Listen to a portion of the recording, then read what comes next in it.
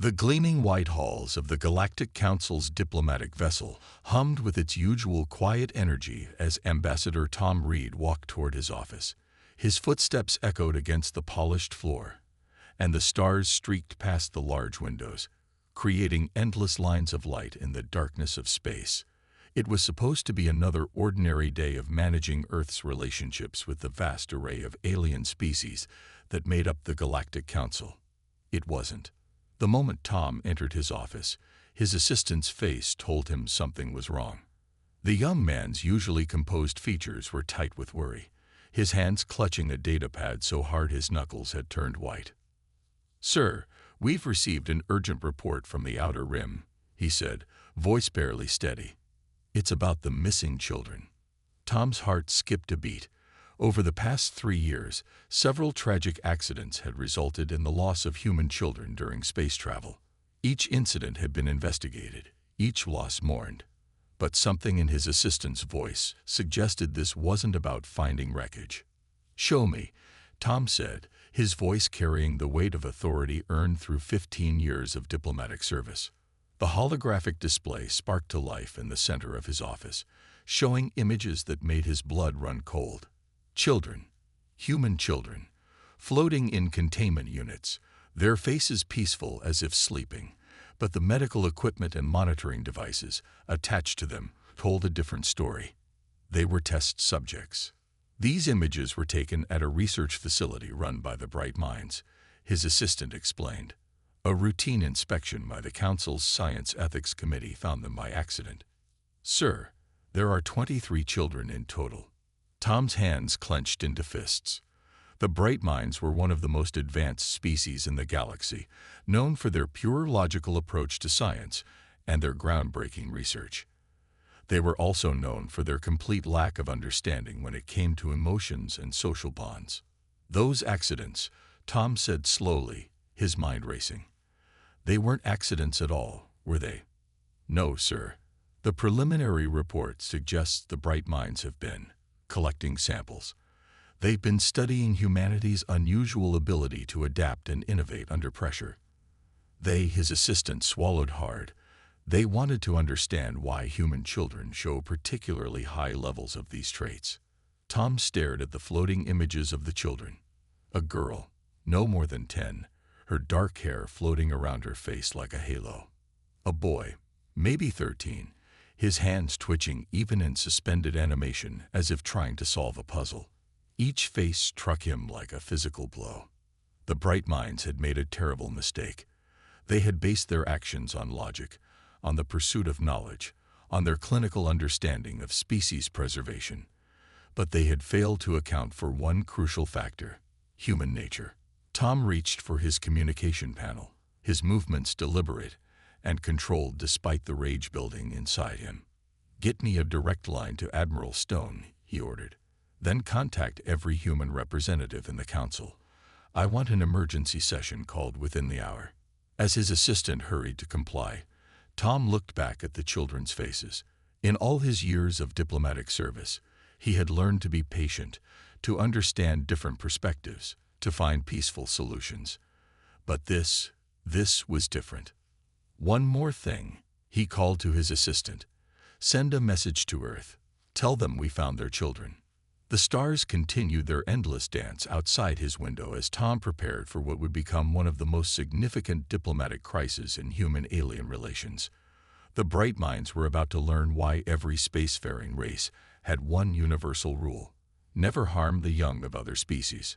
But they were about to learn something even more important: never, ever harm human children. The storm was coming, and it would reshape the galaxy's understanding of humanity forever. The Grand Chamber of the Galactic Council buzzed with nervous energy. Hundreds of representatives from different species filled the circular room, their voices a mix of clicked, hummed, and whispered conversations. At the center stood a raised platform where Dr. Blue, the lead researcher of the Bright Minds, was trying to explain their actions. "Our research is vital to understanding human adaptability," Dr. Blue said, his tall, slender form glowing slightly with bioluminescent patterns, a sign of confidence in his species. "The subjects are well cared for and..." Subjects. Ambassador Tom Reed's voice cut through the chamber like a blade. Everyone turned to look at the human representative. He stood at his podium, and unlike his usual diplomatic calm, his face was red with anger. "Those are children. Our children. Children you kidnapped." Dr. Blue's glow patterns shifted to show confusion. Kidnapped is an incorrect term. We simply relocated developing humans to a controlled environment for scientific observation. Their nutritional and educational needs are met at the highest standard. The chamber erupted in murmurs. Many species looked uncomfortable. Even if they didn't fully understand human emotions, they knew enough about humans to sense the growing danger in the room. "Show them," Tom demanded, his voice steady but filled with cold fury. "Show everyone what you did."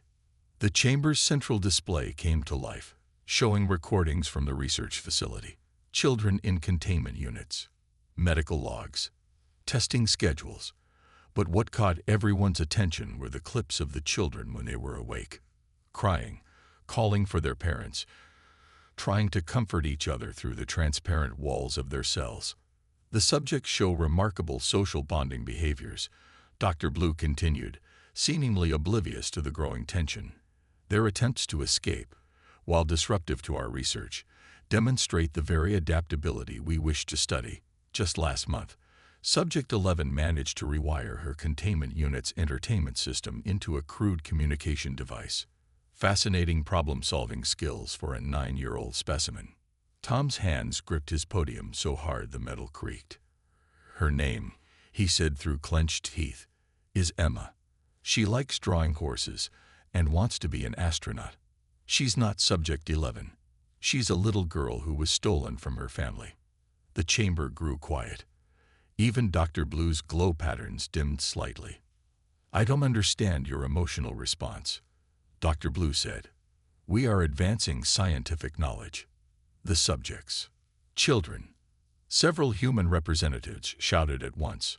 "The children," Dr. Blue corrected, "are contributing to crucial research.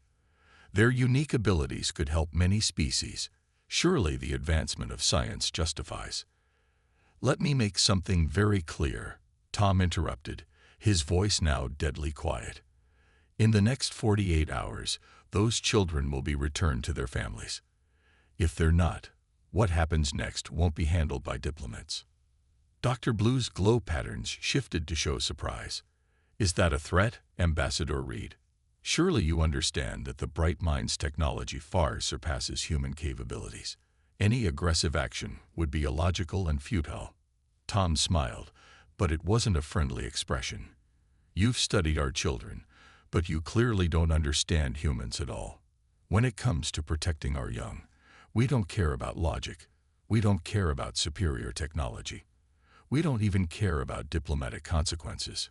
He looked around the chamber, making eye contact with representatives from dozens of species. "Earth has already been notified. Our fleet is mobilizing. You have 48 hours to do the right thing, or you'll learn firsthand why even the most advanced species in the galaxy think twice before making humans angry." The chamber erupted in chaos as Tom walked out, leaving behind a very confused Dr. Blue, whose glow patterns were now showing the first signs of worry. The Bright Minds were about to learn that there are some lines you don't cross. Not if you want to survive the consequences. Admiral Jane Stone stood on the bridge of the EDF Phoenix, Earth's most advanced warship, watching as her fleet took position around the Bright Minds research facility. 6 destroyers, 3 cruisers, and 12 fast attack vessels moved into a perfect battle formation. Each ship carried crews who had volunteered the moment they heard about the kidnapped children. "Admiral," her communications officer called out, "the Bright Minds are sending another message." Jane straightened her uniform. "Put them through." A holographic image appeared on the bridge, showing Dr. Blue's tall form. His bioluminescent patterns were pulsing rapidly, a sign that the Bright Minds were finally starting to worry. "This display of military force is unnecessary," Dr. Blue said. "Our defensive systems are far superior to your weapons. Your ships would be disabled before they could fire a single shot." Jane smiled. Not a warm smile, but the kind of smile that made her crew glad they weren't her enemies. "You know what I find interesting, Doctor? You keep telling us how superior your technology is, but you haven't actually told us to leave." Dr. Blue's patterns flickered. "We are merely trying to avoid unnecessary conflict. The research subjects. Children," Jane corrected sharply. "The children are perfectly safe. There is no logical reason for this aggressive response." Jane walked closer to the hologram. "Let me tell you about human logic, Doctor. Right now, I have parents of those children serving on these ships. Do you know what that means? I fail to see the relevance. It means," Jane continued, "that I have crew members who would fly their ships straight into your facility if they thought it would save their kids. Your superior technology doesn't matter. Your defensive systems don't matter. Nothing matters except getting those children back." The bridge crew watched as Jane pointed to a display showing the fleet formation. "See these ships, the ones closest to your facility. They're crewed entirely by volunteers. Parents, older siblings, family members of the children you took. They know the risks. They don't care." Dr. Blue's patterns showed confusion. "Such actions would be suicidal. No species would sacrifice adult members to save offspring that aren't even in immediate danger." "That's where you're wrong," Jane said. "Humans would. Humans have. Throughout our history, we've thrown ourselves against impossible odds to protect our children. It's not about logic. It's about love." She turned to her tactical officer. "Show them what the Phoenix can do." A small asteroid, about half a kilometer wide, floated near the research facility. The Phoenix's main gun charged up, its energy readings climbing far higher than the Bright Mind sensors had predicted possible for human technology. When it fired, the beam didn't just break the asteroid, it vaporized it completely. "That," Jane said calmly, "was at 10% power. Would you like to see what happens at full strength?" Dr. Blue's patterns had shifted to a color the crew had never seen before. This level of weapon advancement wasn't in our data. Of course it wasn't. We've been holding back, playing nice. But you took our children, Doctor. That means the gloves come off. Jane's voice turned ice cold. You have 24 hours left. Use them wisely. After the transmission ended, Jane's second-in-command approached her. "Admiral, that gun blast used up 30% of our power reserves. We couldn't actually fire at full strength." Jane's smile returned. "They don't know that. And by the time they figure it out, it won't matter." She turned to look at the research facility through the main viewport. "Because if they don't return those children, they'll learn that humans don't need superior technology to be dangerous. We just need a reason to fight." The fleet held its position, its ships running lights cutting through the darkness of space like stars. They were ready to show the galaxy why taking human children was the last mistake anyone would ever make. In the dim light of the research facility's maintenance tunnels, Green pressed his back against the cold wall, his natural bioluminescence dimmed to almost nothing. As a junior researcher for the Bright Minds, he had never expected to become what his species would call a traitor. But after months of watching the human children, he couldn't ignore what was right anymore. His communication device buzzed softly, a secure channel to the human fleet. "This is Green," he whispered. "I'm ready to transmit the facility layouts." "Received," came Admiral Stone's voice. "Are you safe?" Green almost laughed. Safe. He was betraying the most advanced species in the galaxy. "The children are more important than my safety," he replied, surprising himself with how much he meant it. He had started observing the children 6 months ago, expecting to see simple test subjects. Instead, he saw something that changed him forever. He saw 12-year-old Jack teaching the younger ones math to keep their minds sharp. He watched 8-year-old Lisa comfort others who cried at night. He observed 14-year-old Mike organizing escape attempts that grew more clever each time. They weren't test subjects. They were amazing. "Sending facility defense layouts now," Green said, connecting his device to a data port. "The main shield generator is here." He marked the location. But there's something more important you need to know. Go on, Admiral Stone encouraged. The children, they've been working together. Remember the communication device subject? Emma created. It wasn't just for entertainment. They've been reprogramming their containment units, bit by bit. They're incredibly smart, adapting to use our own technology against us. There was a pause on the other end. How many containment units have they compromised? All of them, Green said, unable to keep the admiration from his voice. Dr. Blue doesn't know. The children only make small changes, things that don't show up on standard scans. But they're ready. They're just waiting for a chance. Green's patterns flickered with anxiety as he heard footsteps in a nearby corridor. He pressed closer to the wall, holding his breath until they passed. The bright minds don't understand, he continued. They think they're studying human adaptability, but they're experiencing it firsthand. These children, they've created their own society in there. They protect each other. They teach each other.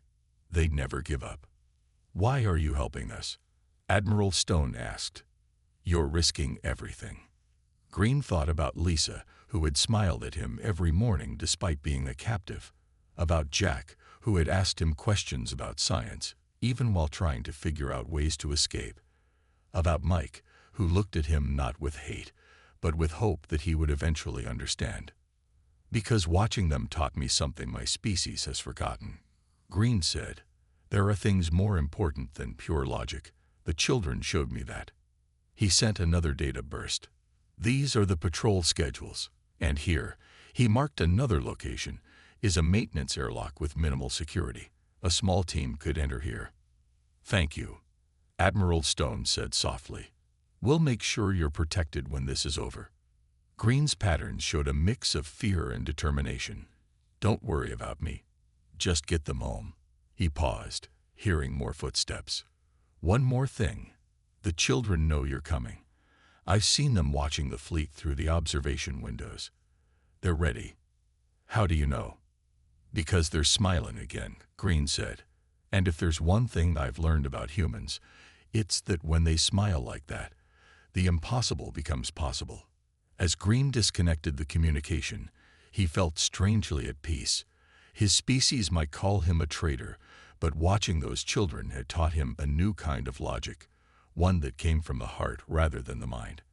And for the first time, he truly understood why the humans were willing to fight so hard to protect it. Captain Mark Wells and his team floated silently in the maintenance airlock of the research facility.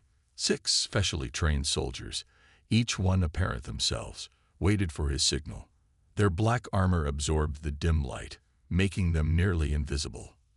Remember, Mark whispered through the team's comm system, we're not just soldiers today. We're every parent's hope of seeing their child again. The airlock cycle completed with a soft hiss. They were in. Through their helmet displays, they could see the facility layout provided by Green. The children's containment area was 3 levels down.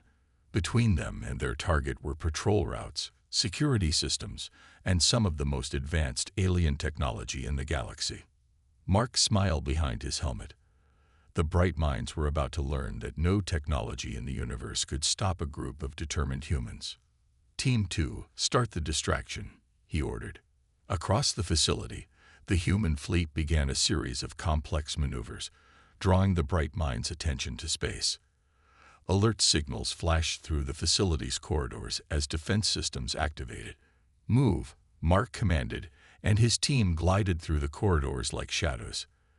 They encountered their first patrol at the second intersection. 2 Bright Minds researchers, their bioluminescent patterns showing confusion at the fleet's movements. Before the aliens could react, Mark's team had already disabled them with stun weapons and hidden their unconscious forms in a storage room. First hurdle cleared, Mark reported. How's our inside man doing? Green reports all security systems in Section C are experiencing unexpected maintenance issues. His communications officer replied. The team could hear the smile in her voice. They reached the first security door. According to their intel, it should have been impossible to breach without setting off every alarm in the facility. But Green had told them something interesting.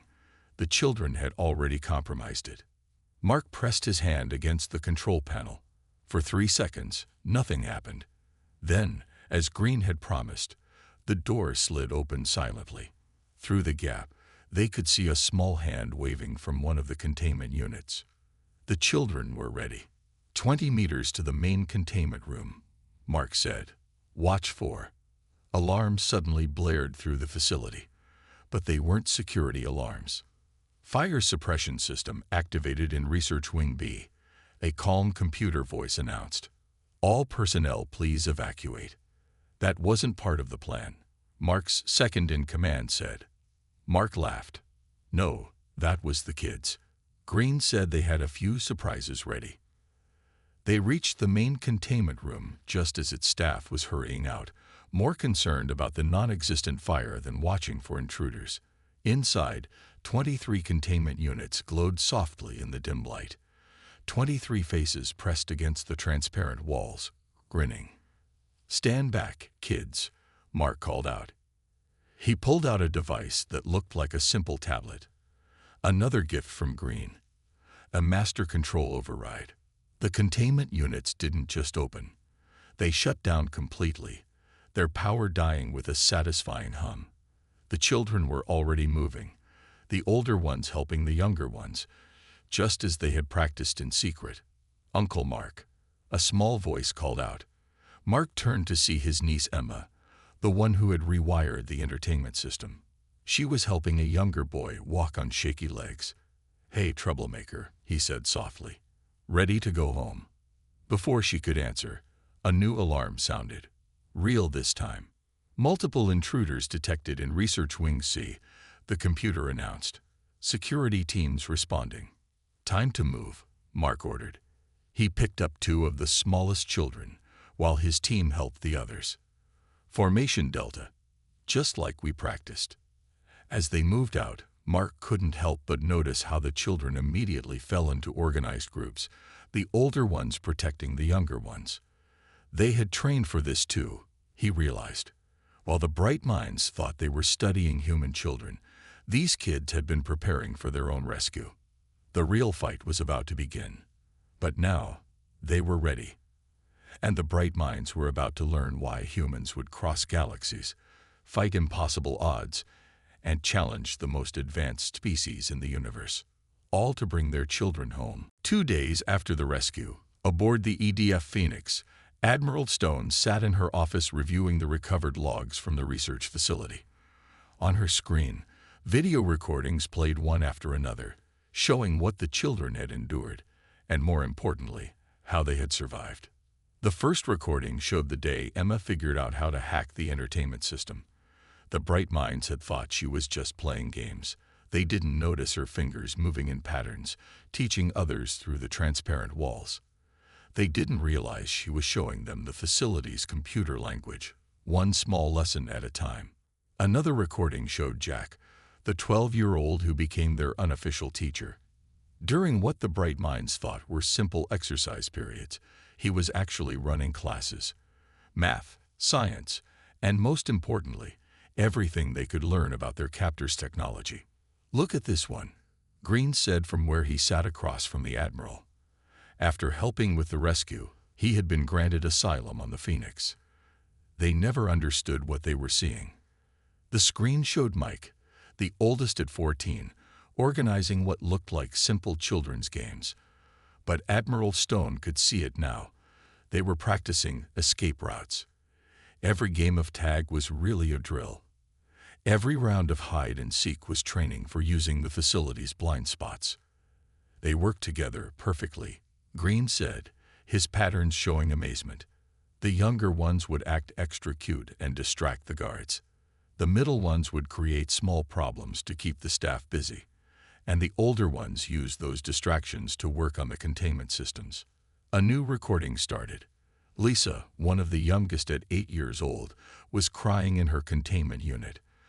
2 researchers rushed to check on her, not noticing Jack in the next unit quickly typing commands into his entertainment screen. "We thought she was just emotionally unstable," Green admitted. We didn't realize they were timing the guard rotations. Admiral Stone smiled. Never underestimate a child's ability to adapt. She pulled up another file. The children's interviews after the rescue. They thought we were just test subjects, Mike had said in his interview. But we were learning about them too. Every test they ran showed us how their technology worked. Every time they studied us, we studied them back. Emma's interview was next. I figured out their computer system wasn't that different from the games they gave us to play. They thought we were just having fun, but we were actually practicing. Every game taught us something new. The youngest children had played their part too. Their interviews revealed how they had formed a tight support network. They sang songs to each other through the walls at night. They made up stories about their rescue. They never lost hope. What amazes me, Admiral Stone said, is that not one of them broke. Not one of them gave up. They kept each other strong. Green's patterns shifted to show what humans would recognize as sadness. We thought we were observing human adaptability. We didn't realize we were seeing human spirit. The final recording showed the moment the rescue team arrived. The children didn't panic or rush. They moved with purpose, helping each other just as they had practiced.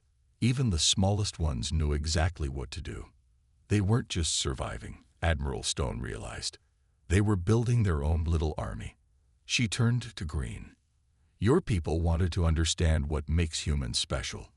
Well, there it is. We don't just adapt.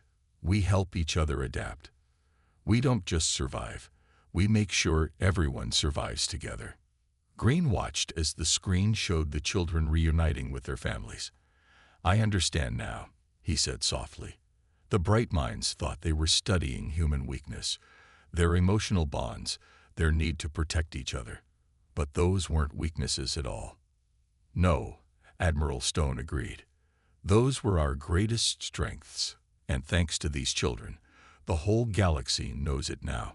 The recordings continued to play, a testament to 23 children who had turned captivity into resistance, fear into courage, and isolation into unity. They had shown the galaxy that humanity's greatest power wasn't in its weapons or technology. It was in its heart. 1 month after the rescue, the Grand Chamber of the Galactic Council looked very different. The Bright Minds representatives sat in a special section, their patterns dim with what their species considered shame. Dr. Blue was no longer among them. He had been removed from his position and faced charges for his actions. Ambassador Tom Reed stood at the central podium, but this time he wasn't angry. He was proud. Beside him stood Emma, now chosen to speak for all the rescued children. At 10 years old, she was about to address the most powerful gathering in the galaxy. The Bright Minds thought they could study what makes humans special. Emma said, her voice clear and strong. They thought keeping us in cages would show them our secrets, but they learned the wrong lesson. The chamber was silent. Even species that usually buzzed or hummed stayed quiet to hear this human child speak. They wanted to see how we adapt, but they didn't understand why we adapt, she continued. We don't do it just to survive. We do it to help others survive too. Every kid in those cells worked together. We became a family. Green, now Earth's official cultural advisor, watched from the human section. His patterns glowed with what he had learned to recognize as pride. The children he had helped rescue had taught him more about humanity than years of research ever could. Your reports say we showed unexpected problem-solving skills, Emma said, looking directly at the Bright Minds section. But that's what humans do. We don't just face problems, we solve them together. We don't just endure, we help others endure too. Admiral Stone, standing at the back of the chamber, smiled as Emma pulled out a small device, the same entertainment system she had hacked during her captivity. This isn't just a game machine anymore, Emma explained. We turned it into something else because we had to. But we didn't keep the knowledge to ourselves. We taught each other. Every kid in there learned something and taught something. The device projected a hologram showing complex computer code, the work of 23 children who had refused to be just test subjects. "We're not angry anymore," Emma said, surprising many in the chamber. "We learned something too. We learned that even the smartest people can make mistakes when they don't understand each other's hearts." Ambassador Reed stepped forward. "The children have asked to be part of the new cross-species understanding program. They believe their experience can help prevent similar mistakes in the future." The chamber erupted in murmurs of surprise. The victims were volunteering to become teachers. The bright minds wanted to study human adaptability. Emma continued, "Well, here it is.